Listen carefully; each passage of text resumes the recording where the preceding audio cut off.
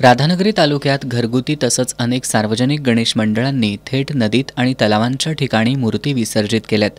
विसर्जनावेळच्या नद्यांच्या पाणी पातळीत घट झाल्यामुळे विसर्जित केलेल्या अनेक गणेश मूर्ती उघड्यावर पडल्यात।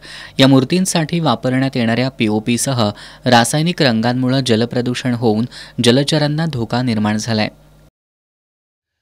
आज आपण गणेशोत्सवाचा हा जो उत्सव अत्यंत चांगल्या पद्धतीने जगभर सगळ्याच भक्तांनी साजरा केला।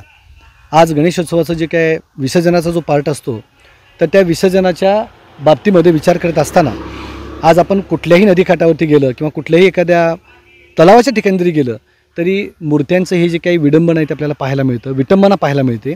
आणि ही पाहायला जर मिळायची नसेल तर आत्ताच महाराष्ट्र शासन असेल, भारत सरकार असेल किंवा या सरकारच्या माध्यमातून संबंधित मूर्तिकार जे आहेत किंवा कोणी मूर्त्या बनवणारे जे लोक आहेत त्यांची भूमिका विचारात घेऊन प्लास्टर ऑफ पॅरिसवरती बंदी आणावी, वेगवेगळ्या प्रकारचं जे काही प्लास्टिक वापरलं जातं त्याच्यावरती बंदी आणण्यात यावी आणि मूर्तीमध्ये चालणारा जो स्टीलचा वापर आहे त्याच्यावरती कुठं मर्यादा याव्यात आणि भविष्य काळामधलं प्रदूषण जे आहे ते रोखण्यासाठी अत्यंत चांगल्या पद्धतीचं सहकार्य आपल्या या सगळ्या लोकांना करावं।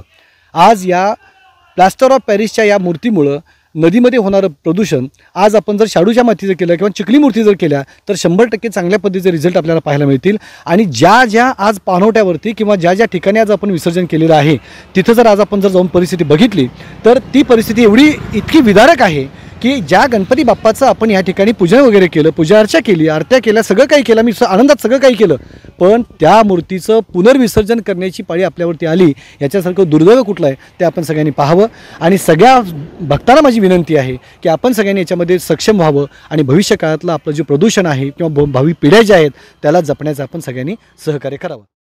जलप्रदूषणाचा धोका टाळण्यासाठी न्यायालयांनी दिलेले निर्देश डावलत पीओपी पासून आणि रासायनिक रंगांचा वापर करून तयार केलेल्या मूर्ती जलस्रोतांमध्ये विसर्जित करण्यात आल्यात।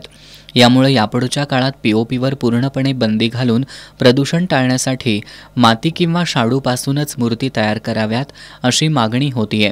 पण ही मागणी करताना या मूर्तींना दिले जाणारे रंग रासायनिकच राहणार असतील तर प्रदूषणाची समस्या कायम राहील हे विसरून चालणार नाही।